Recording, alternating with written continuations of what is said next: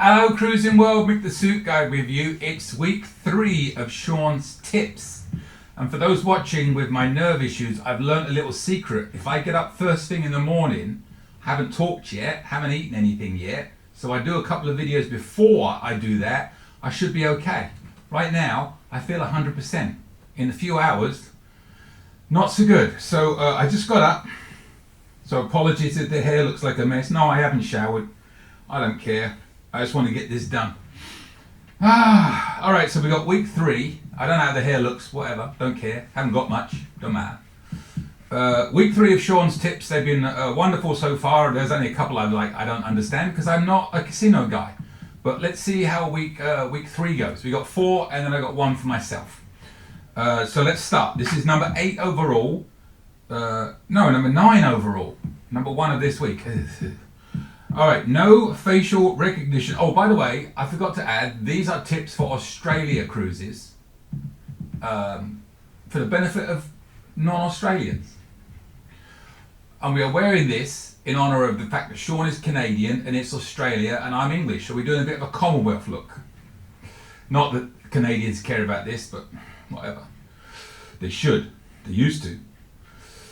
Number 9, number 1, no facial recognition at cruise port for customs, so slower disembarkation. This is probably true. I don't honestly remember. We were on this cruise last April, but we stayed overnight in a hotel really close to the port. It's in an area called the Rocks, and literally within a 5-minute walk, there are hotels galore that you can stay in. So the thing about flying back from Australia is to America specifically, the flights either leave really early in the morning or late in the evening. So we didn't want to get stuck at the airport with all our bags. So, for hours. So we decided to stay one more day, get up early the next day and take an early flight out from the airport. Interesting side note on that, if you don't already know this, you'll actually land in LA before you left Australia, with the time difference. It's so weird. On the way out, it would take you 2 days. On the way back, it would take you less than an hour, or less than minus. Anyways, so the facial recognition thing, I don't know if we really noticed it because we didn't rush to get off the ship. So I can't speak to that, but I've no doubt that Sean is correct because Sean is very factual and accurate on things like this. So just be aware of that. No facial recognition. Back to the old days, a little bit slower getting off, so give yourself a little more time. My recommendation would always be, if you're flying back, stay one more day. There is so much to do in Sydney. Even if you spent a few days before the cruise, there's still stuff to do after the cruise. We did a food tour that night. It was wonderful in Chinatown. It was great. So yeah, be aware of that. The next one, shrimp prawn cocktail comes with a milder mayonnaise-based sauce. I'll read that again. Shrimp prawn cocktail comes with a milder mayonnaise-based sauce.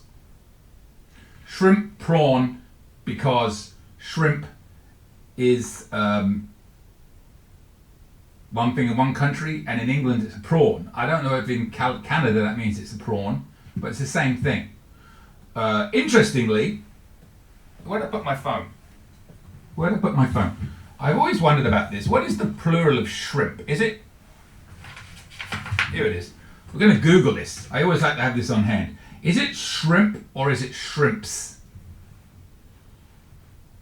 It's a live fact check, which I don't always get to do, but I'm going to do it today because it's always bothered me. And now I'm thinking about it, I want to check. Shrimp, plural.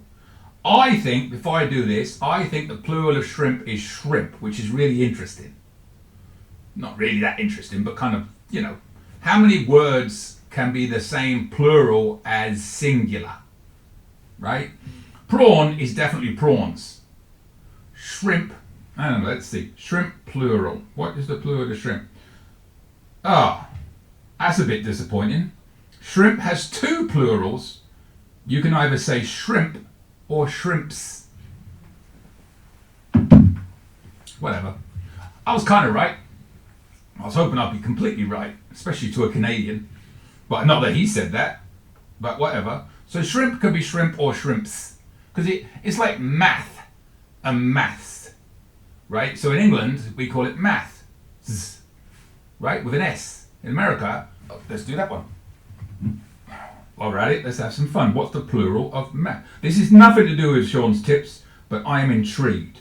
Plural of math.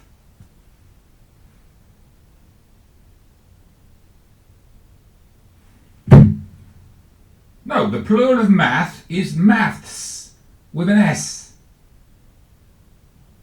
That's the correct way of doing it. It does say, however, in everyday usage, math and maths are treated as singular nouns and should be paired with singular verbs, whatever that means.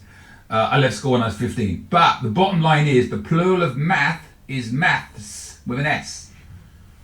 But it's basically saying, over years, everybody says math, which really annoys me, and it's okay.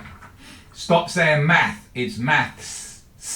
And math is a really hard word for me to say. THs are not my thing. I've said that a million times and I'll continue to say it. Anyway, back to the Sean print cocktail thing, because we've got more to discuss on this. Because as you may or may not know, Canadians are obsessed with mayonnaise. Their mayonnaise is the America's ketchup. And I don't do either. But I like HP sauce. Look at the ingredients on HP sauce and then look at the ingredients on tomato ketchup. And then you know why I eat HP sauce. It's much more full-bodied. Anyway, and by the way, just my opinion, A1, it's like Marmite and that Vegemite crap that Australians claim is good. Whatever. If you know, you know. So anyway, it's a little bit of a biased comment because I doubt any Americans would notice or give a you know what about a milder mayonnaise-based sauce, but Canadians think they're connoisseurs of mayonnaise. Ah, dear. Number 11, number 3. I don't think there's much else I can say about that. New Caledonia has less developed ports than others, like Dominica, and French is the main language spoken and used on museum info, signs and boards. Now, if you've done an Australia cruise, you'll know basically there's 3 different types of cruises. I'm talking the longer cruises specifically, 7 days and up. They pretty much either do the 10 days to New Zealand, out to the Great Barrier Reef, and then the Pacific Islands, of which New Caledonia, I believe, is one. When we went out, we did a 10-day to New Zealand and a 10-day to the Great Barrier Reef from Sydney. I think from Brisbane they can do a 7-day Great Barrier Reef. I'm not 100% sure. But anyways, so on these longer cruises when they go to those islands, yes, they're going to be a little bit more underdeveloped. Please note, I think I'm correct in saying this, and Sean, you can correct me in the comments if I'm wrong, but they're all tender ports as well, pretty much. Plus you need extra insurance when you go to some of these places. So make sure that you look up all the rules on that. However, New Caledonia being a less developed port makes sense. It's kind of like a lot of the ports in like Mexico and stuff like that. But one thing I'm pretty much sure I know about this port and ports like Dominica, for example, because we talked to people when we were there, there's a certain amount of pushback from locals that don't necessarily want a lot of tourism in the port. They want to keep it as it's always been over the years. There's a lot of people like that. So they kind of push back on development and things like that. So I can totally see that that is like that. And being as French is the main language spoken, you might find it a little bit hard to communicate with people ashore. Pour moi, je parle très bien le français. Ich bin ein Berliner. I speak German too. No, ich spreche sehr gut der Deutsch. Very good der Deutsch, I meant to say. And dos cervezas, por favor. I'm bilingual. Believe that, you believe anything. But I can speak pretty good French. I can get by on German. And Spanish, all I know is dos cervezas, por favor. I can ask for a beer in 27 different languages. Yeah, I had to learn the word red and stripe in lots of different languages. Yeah, you know what red stripe is in Indonesian, if you're in Bali? It's a waste of time, it's just bintang. Just say bintang. Bintang. Give you a beer. Yeah, so I can totally see that. So be careful of that, be aware of that. When you go ashore, you may not be able to have there could be a language barrier and there could be a niceness barrier. But I'd like to see some video on that. So maybe I need to go out there again and do it and take some video, because we didn't do that one.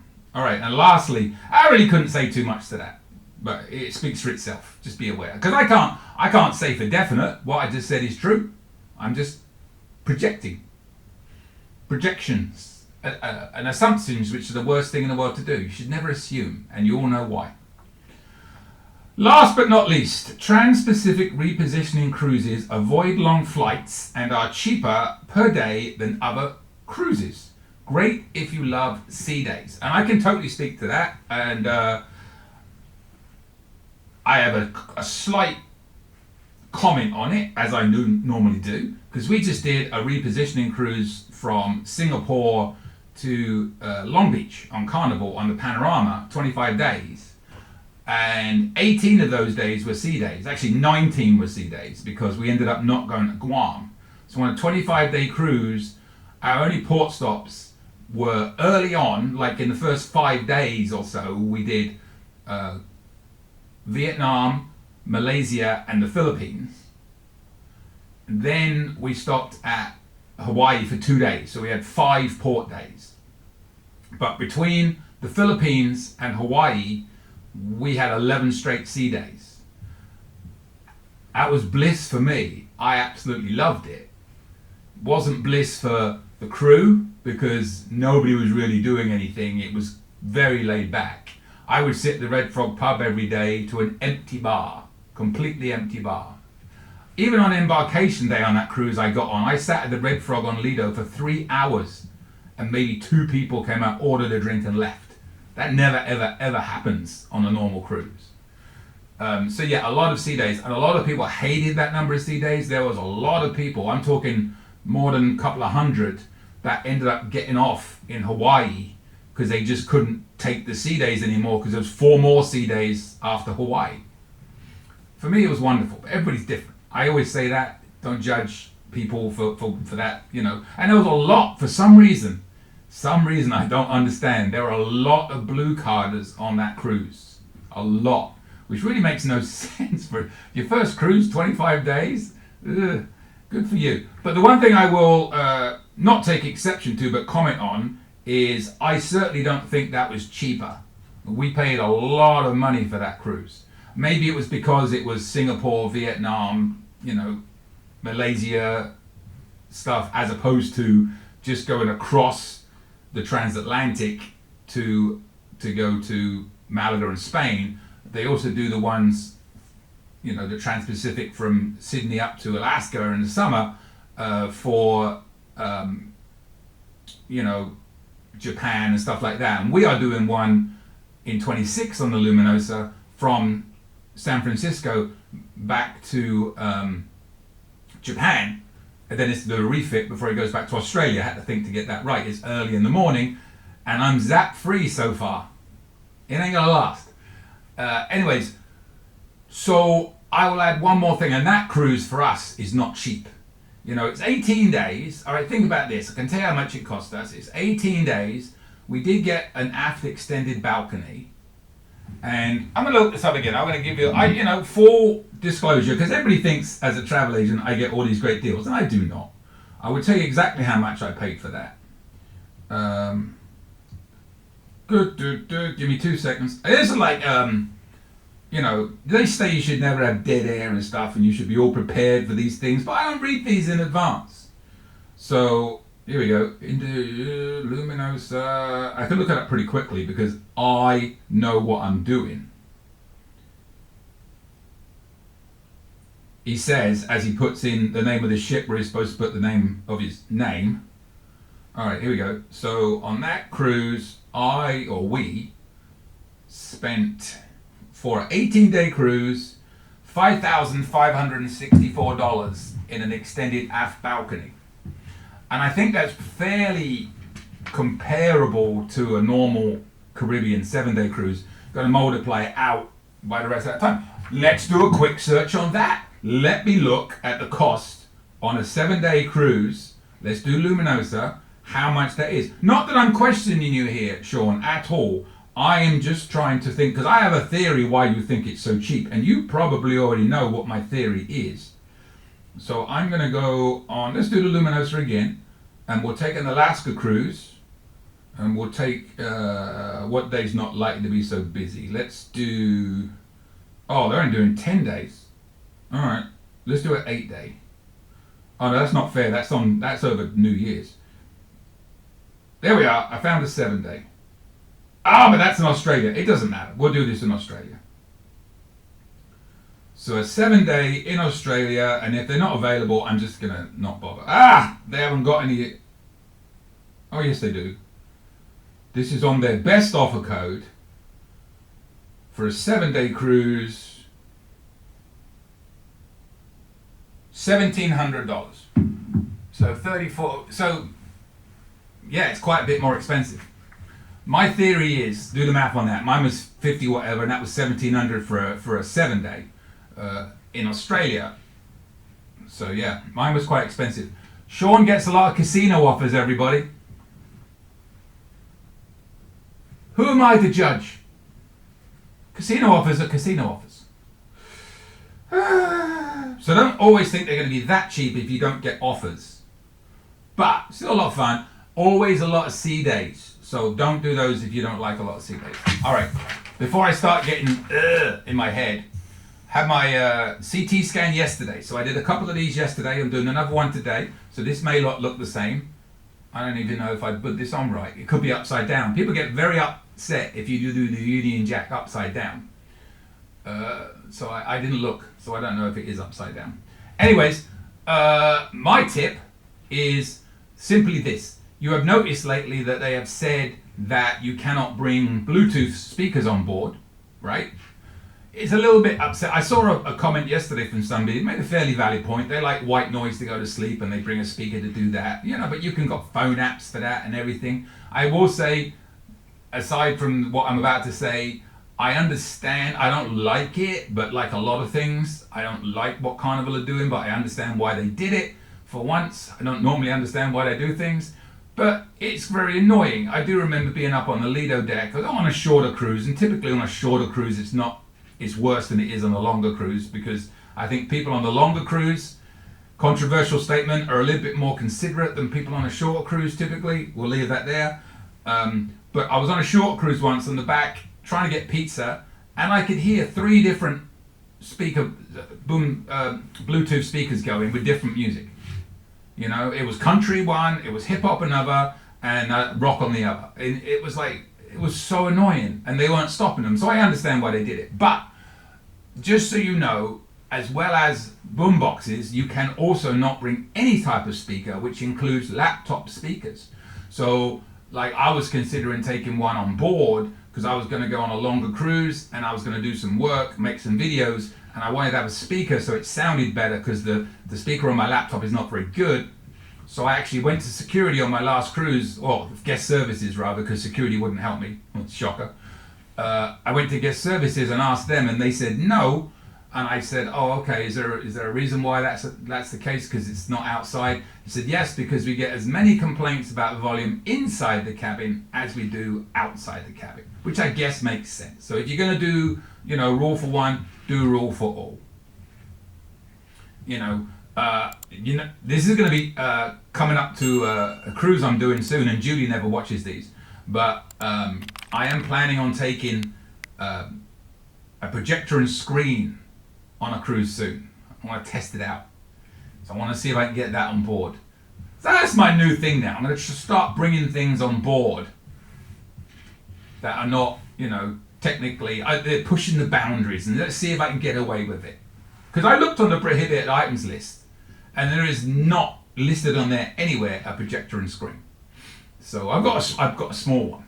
So we'll see. Well, when I say small, I mean both are about this big. So I'm going to pack it and not tell Julie, because she would never let me do it, and see if I can get it on board, and I will report back after our next cruise.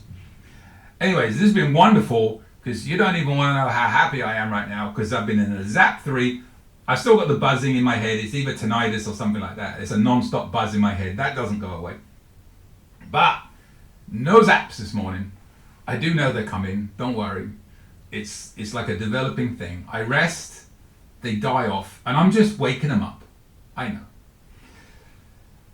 a long story. If you want to know what's going on, watch some of my other videos. But I have a nerve issue in my head, and I'm blah blah blah. I got to go to a neurologist, but I can't go till February the 19th, and today is January the 14th. So you know how long I've got to suffer this.